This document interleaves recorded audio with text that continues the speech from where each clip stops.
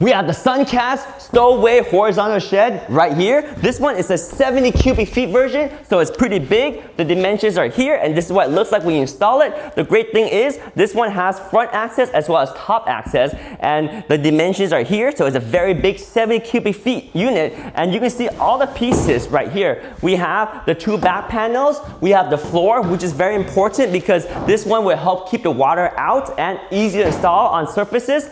Then we also have the two side panel here and another side panel over here. This is a two side panel. Then this one is the door panel, this one is the other door panel, and then you have the roof piece here, and it has a nice texture on the roof. Because the 70 cubic feet version, it has also the shocks right here. This is only in the 70 cubic feet version. They make another version very similar. It's 34 cubic feet. It has the same kind of ratio, but it's much smaller and it doesn't have the automatic opening shocks. And these are the reinforcement bars, and let's look at the manual to see how you put it together. And the tools required are your screwdriver, your open-ended adjustable wrench, your mallet, and a leveler right there, some gloves, and other gadgets you need. So probably the most important thing before you install is figuring out your flooring. If you have a concrete, that's the best. If you have sand or soft foundation, you gotta make sure you have a flat, solid foundation before you put the base on. But the base does help keep the water out, and it keeps everything lined up, because without the base,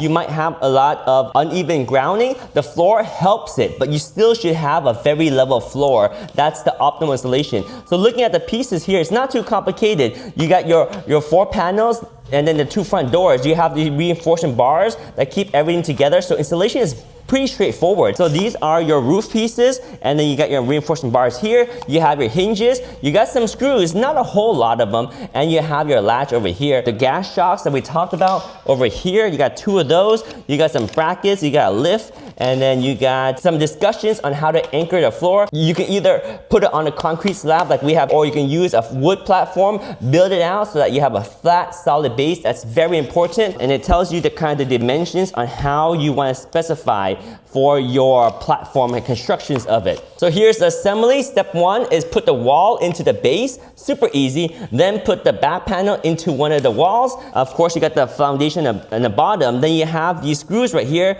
You're gonna attach the two back walls together, and then you got some more screws right here to attach the bracket to the side panels, okay? And then over here, a couple more screws attaching the brackets again, and then attaching the lid on top. You will need two people for most of this so that you guys can work together, and one person holds the back panel as the other person tightens the screws. And then that's pretty much it. You have your latching here, you have your latching mechanism, then you have your door hinges, a little reinforcement. You install the door, super easy, just slide on to the hinges, and again, 4 hinges keeps the two doors together. A screw keeps the hinges onto the door, and then this is a top. This is the gray piece up there. See, it's that piece right there. Reinforcement bars right here, and you attach your latching point onto the lid.